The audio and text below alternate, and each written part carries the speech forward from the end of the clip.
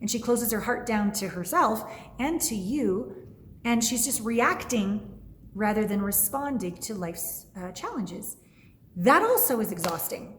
That shows that when, shit hits the fan, she's gonna let the shit hit on you rather than grow up.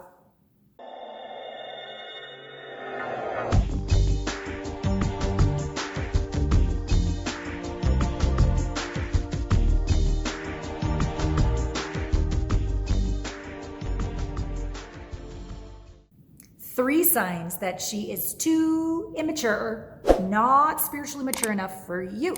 Alana Pratt here, intimacy expert, host of the podcast, Intimate Conversations. The first one is that she doesn't have an ability to own her shit.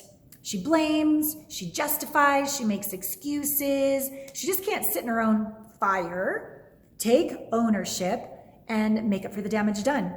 Gets exhausting really, really fast. Because you're willing to own it, you're willing to clean up your side of the street, but she's not. It's going to build resentment over time, and it's best just to be aware of this. Don't judge her. She's where she is on her path, and bless and release her. Number two, a sign that she's not spiritually mature enough for you would be how she handles her emotions. Does she rage? Does she emasculate? Does she passive-aggressive dig? Does she just check out, ignore you? Give you the silent treatment, take away sex? Like, is she reacting to her own emotions and she hasn't learned to integrate them in the moment, or take a beat and come back after having integrated them? And she closes her heart down to herself and to you, and she's just reacting rather than responding to life's challenges. That also is exhausting.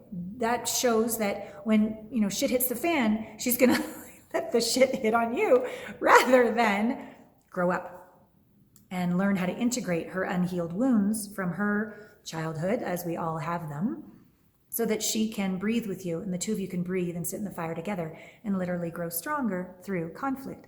That's possible, people. That's a conscious relationship. But if she's not doing that, and you've invited her to do that, and she still says it's all your fault, bless and release. There's a couple others. I would say the third way, the most important way that we want to look at whether she's mature enough for you, is how she honors your resources.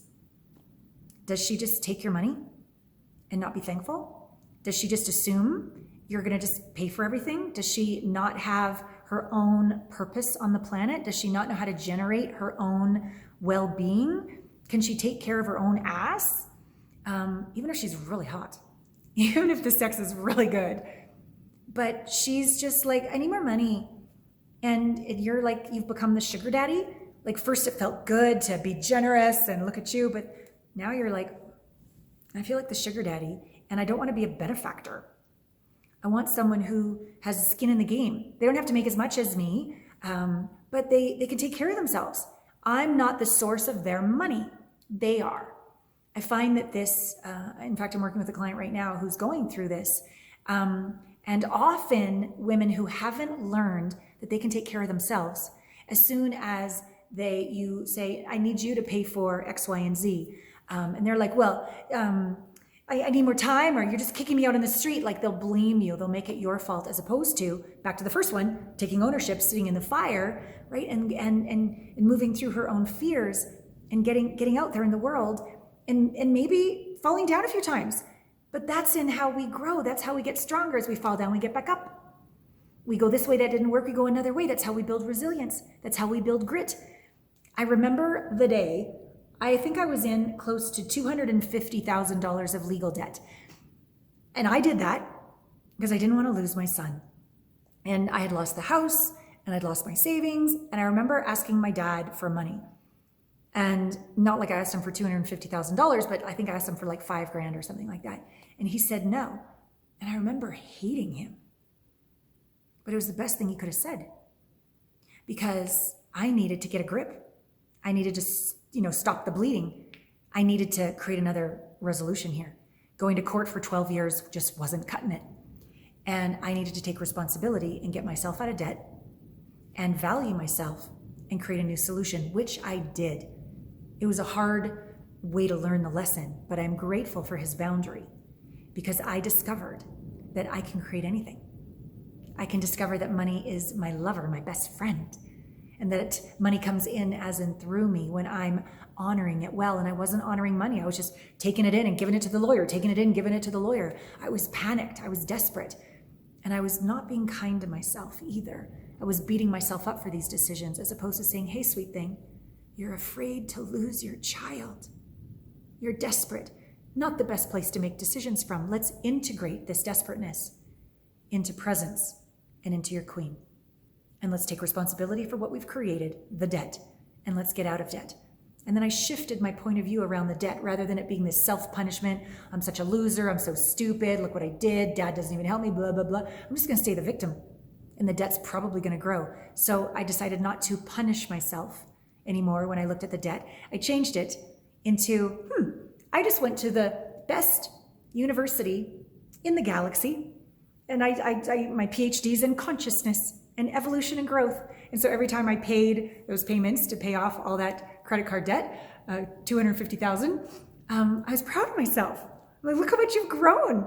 Good on you, sister. And that, of course, is a vibration. Your point of view creates a reality. I was out of debt very quickly, and I was in the driver's seat of my life again, able to have healthier boundaries. I don't think I'll ever get to perfect. Perfect's not even possible or real, but I'm more and more myself. And I'm attracting higher and higher, or better and better, or more conscious partnerships and clients and investors and friends. And I like who I am because I forgave myself and I cleaned up my mess. And so that is a long story of if you're in question about your current relationship, this might shed some light.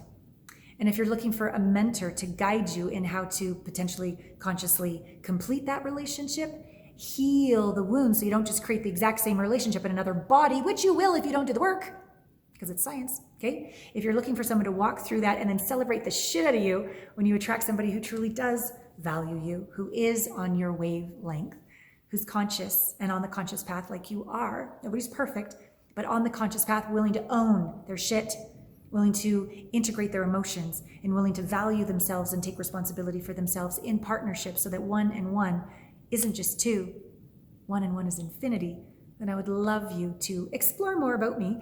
And when you're ready, book a call with me, because there's nothing that brings me greater joy than watching, I'll call it like a wounded king turn into a noble badass. That is every man's birthright. And I love being that sacred muse, that divine mother energy, that sister who's got your back. This is what I'm put on the planet for. I was born to be a coach, not a cook. Don't ask me to cook. Or be an accountant, or many other things that I can't do very well, or technology, the list goes on. But this is my genius and my superpower, and I would be honored to support you. So go to alanapratt.com, check me out. There's a way for you to sign up for an intimacy breakthrough experience call with me. There's a complimentary intimacy blind spot assessment. There's so many resources there. So go spend some time and take the action that feels in alignment with your soul's truth. I know somewhere in there, you know. All my love.